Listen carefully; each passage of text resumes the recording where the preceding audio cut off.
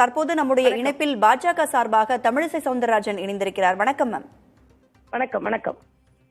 அண்ணாமலை ஒரு குற்றச்சாட்டினை முன்வைத்திருக்கிறார். பாஜக மாநில தலைவர் அண்ணாமலை தமிழர் வடிவமைத்த ரூபாய்க்கான குறியீட்டை திமுக மாற்றியுள்ளதாக ஒரு குற்றச்சாட்டினை முன்வைத்திருக்கிறார். உங்களுடைய கருத்து மேம்? இல்ல, நாங்களும் அதேதான் கேட்கிறேன். நானு இப்போ இன்னைக்கு எப்பொழுது இவர்களுக்கு இந்த எண்ணம் வந்து கொண்டிருக்கிறது? முதல் முறையாக திராவிட முன்னேற்ற கழகம் பட்ஜெட்டை தாக்கல் செய்கிறார்களா? அவர்களுக்கு எப்பொழுதுமே மற்றவர்கள் ஏதாவது பேசும்பொழுதுதான் அவர்களுக்கு தமிழை பற்றியும் தமிழின் அவர்களின் பண்பை பற்றியும் நினைவுக்கு வருகிறதா? நான் கேட்கிறேன். அப்ப முதலமைச்சர் அவர்கள் தங்கள் பெயரை மாற்றிக்கொள்ள தயாரா? தமிழக முதலமைச்சர் தானே, தமிழ்நாடு முதலமைச்சர் தானே. நான் தமிழ்நாட்டை சார்ந்தவள், தமிழில் பெயர் வைக்க வேண்டும் என்று எல்லோரையும் சொல்லிக் கொண்டிருக்கிறார்கள் அல்லவா? தமிழக முதலமைச்சர் பெயரை மாற்றிக்கொண்டு தமிழக சட்டமன்றத்திற்கு வரட்டும். ஆக இவர்கள் தேசிய ஒருமைப்பாட்டிற்கே இவர்கள் குந்தகம் அழைத்துக் கொண்டிருக்கிறார்கள். நாங்கள் அடிப்படை சொல்வது உண்டு, மாநில அக்கறையோடு கூடிய தேசிய உணர்வு, தேசிய உணர்வோடு கூடிய மாநில அக்கறை. ஆக இன்று இவர்களுக்கு இதை பற்றிய சிந்தனை என்று வந்திருக்கிறது நாங்கள் கேட்கிறோம். அதனால இன்னைக்கு அண்ணன் ஸ்டாலின் அவர்கள் பெயரை மாற்றிக்கொள்ளட்டும், தமிழ் பெயரை மாற்றிக்கொள்ளட்டும், மாற்றிக்கொண்டு விட்டு பின்பு வரட்டும், பின்பு நாங்கள் அதற்கு பதில் சொல்கிறேன்.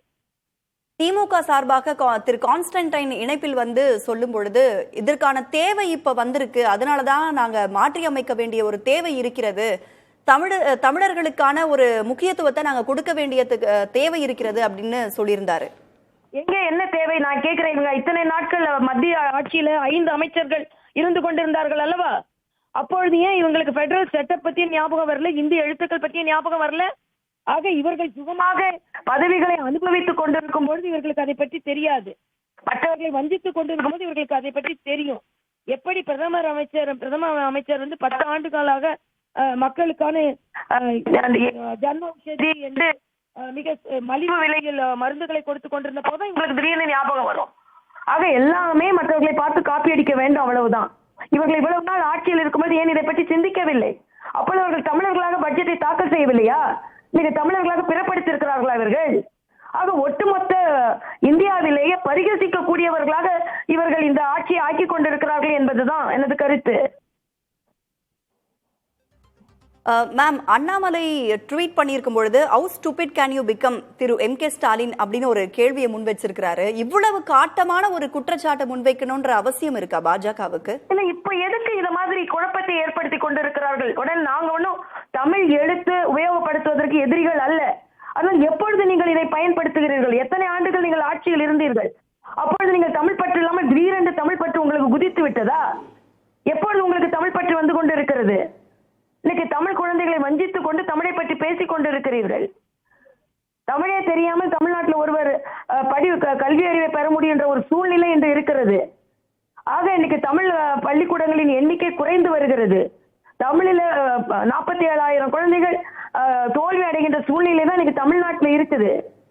50,000 குழந்தைங்க மொழி பாடத்திட்டத்திற்கே எழுதவே வரல.